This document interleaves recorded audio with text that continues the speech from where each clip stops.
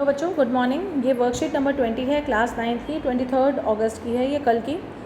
ठीक है, तो वो मैं उसको आपको आगे कंटिन्यू कर रही हूँ। फंडामेंटल यूनिट ऑफ लाइफ हमारा चैप्टर चल रहा है।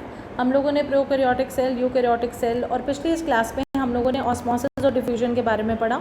3 तरह के सोल्यूशन पढ़े हमने, हाइपोटोनिक, हाइपरटोनिक और आइसोटोनिक। तो उसी को कंटिन्यू करेंगे। Let's start. जिज्ञासा has prepared a temporary amount of an onion peel and cheek cells. She observed the following under the compound microscope on the slide. जब हम अपने cheek cells करते हैं तो हम लोगों को ये ऐसे नज़र आते हैं और अनियन पील जो है हमें ऐसे नज़र आती हैं। जब आपका स्कूल रेगुलर स्टार्ट हो जाएगा तो लेबॉर्ट्रीज में मैं आपको लैब में करवा के दिखाऊंगी। पिछले सेशन के जो बच्चे थे उन्होंने ये किए हुए हैं।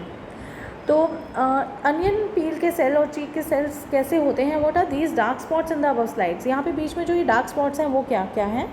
व्हाट आर दी फंक्शंस, उनके फंक्शंस क्या होते हैं? ये जो मैंने आपको पहले ही बताया कि जो मेन सेल होता है उसके अंदर जो मेन पार्ट होता है, पहले जो लिक्विड होता है सारा साइटोप्लाज्म होता है, उसके अंदर जो सबसे पहले हमने करा वो क्या करा? न्यूक्लियस। तो ये जो डार्क पार्ट है वो हमारे न्यूक्लियस कहलाते हैं। और these have the covering of the nuclear membrane. ये देखो ये न्यूक्लियस है और उसकी चारों तरफ की जो कवरिंग है उसको हमने क्या नाम दिया? Nuclear membrane. क्या नाम दिया? Nuclear membrane. ठीक है। Nuclear membrane has a small pores in it. इस न्यूक्लियर मेम्ब्रेन में छोटे छोटे पोर्स हैं which allow the transfer of material in and out of the cell, जिसकी वजह से एंट्री और एग्जिट होती है सेल के अंदर चीज़ों की, सामान की, खाने की। Nucleus is also called the brain controller of the cell. जिस तरह हमारी बॉडी का जो मेन पार्ट है ब्रेन, जो हमारी पूरी बॉडी को रेगुलेट करता है, उसी तरह सेल का जो मेन पार्ट है वो होता है न्यूक्लियस, जो पूरे सेल को रेगुलेट करता है, इसलिए उसको ब्रेन ऑफ द सेल भी कहा जाता है। As it controls and directs the cells function, क्योंकि ये सेल के सारे फंक्शंस को कंट्रोल करता है जैसे हमारी बॉडी को ब्रेन करता है।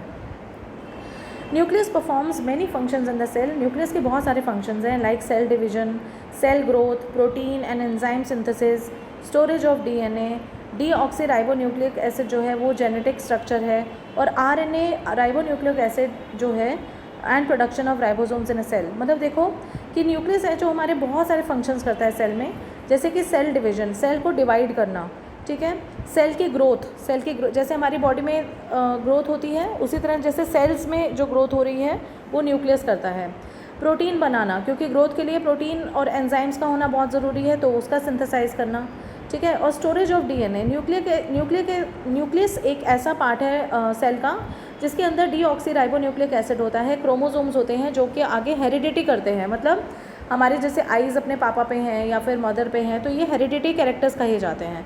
तो इनको कंट्रोल करने वाला कौन है? डीएनए है, और वो डीएनए भी कहाँ प्रेजेंट होता है? न्यूक्लियस के अंदर, ठीक है। तो और आरएनए भी जो प्रेजेंट होता है वो भी कहाँ होता है? न्यूक्लियस के अंदर। तो न्यूक्लियस एक बहुत बड़ा, बहुत इंपॉर्टेंट रोल प्ले करता है।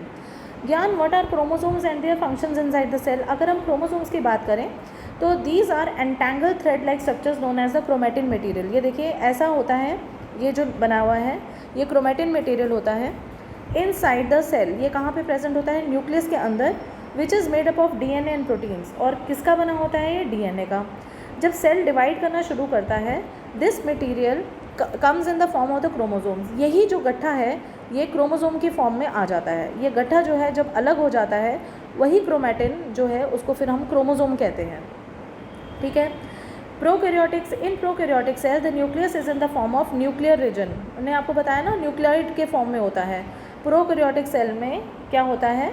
न्यूक्लियस नहीं होता प्रॉपर, वो न्यूक्लियोइड होता है। The number of the chromosomes in the nucleus of the cell of an organism is fixed. और ये क्रोमोसोम जो नंबर होता है ये फिक्स होता है, जैसे कि 46 क्रोमोसोम या 23 पेयर्स ऑफ क्रोमोसोम हमारे ह्यूमन सेल में प्रेजेंट है होते हैं। The functional segment of DNA on chromatin is called gene. तो डीएनए का वो पार्ट जो कि फंक्शनल है, मतलब उसको हम जीन्स कहते हैं ना। हमारी जीन्स हमारे पेरेंट्स पे गई हैं या हमारे बच्चों में जाएंगी, तो जीन्स जो होते हैं वो क्या होता है? क्रोमोसोम का ही पार्ट होता है, और वो कहाँ पे प्रेजेंट होता है? न्यूक्लियस के अंदर।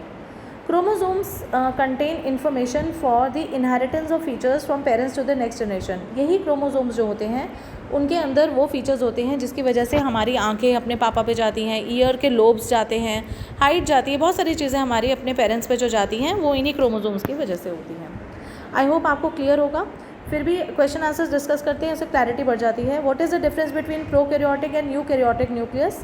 तो प्रोकैरियोटिक न्यूक्लियस में क्या होता है? एक तो आरएनए होता है, ठीक है, और दूसरी बात ये होती है प्रोकैरियोटिक न्यूक्लियस में जो न्यूक्लियस जो होता है वो न्यूक्लियोइड के फॉर्म में होता है, प्रॉपर न्यूक्लियस नहीं होता उसके अंदर, ठीक है, तो वो न्यूक्लियोइड के फॉर्म में होता है। और यूकैरियोटिक सेल में वो प्रॉपर न्यूक्लियस के अंदर क्रोमोसोम्स होते हैं और ठीक है, मतलब वो स्पेशलाइज्ड होता है।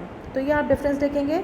Full form of DNA RNA लिखनी है तो ये यहाँ पर है आंसर नंबर 2, डीऑक्सीराइबोन्यूक्लिक एसिड और ribonucleic acid. Where is DNA found in the cell, तो डीएनए न्यूक्लियस के अंदर पाया जाता है। What is the number of chromosomes in human being, what are genes and where are they located. तो ये सारा का सारा जो ये है ये आंसर नंबर 3 में आ जाएगा कि कहाँ पे प्रेजेंट होता है और कितने क्रोमोसोम्स होते हैं और उनका क्या फंक्शन है, ये सारा इसी पैराग्राफ में आपको मिल जाएगा। नेक्स्ट क्वेश्चन है right any 2 functions of nucleus. तो न्यूक्लियस के क्या फंक्शन है, ये दे हैव द कवरिंग, ये वाला आ जाएगा सारा कि एक तो उनमें अंदर स्मॉल पोर्स होते हैं जिसकी वजह से वो ट्रांसफ़र होता है और दूसरा वो ब्रेन कंट्रोलर होते हैं। तो ये लास्ट हमारा आंसर आ जाएगा जिसमें न्यूक्लियस के सारे रोल्स हैं, ठीक है। तो आपकी सारी वर्कशीट्स आज तक की मैंने करवा दी है, अब नेक्स्ट वर्कशीट में मिलेंगे। Till then like share and subscribe करना ना भूलिएगा। घर पे रहिए, सुरक्षित रहिए।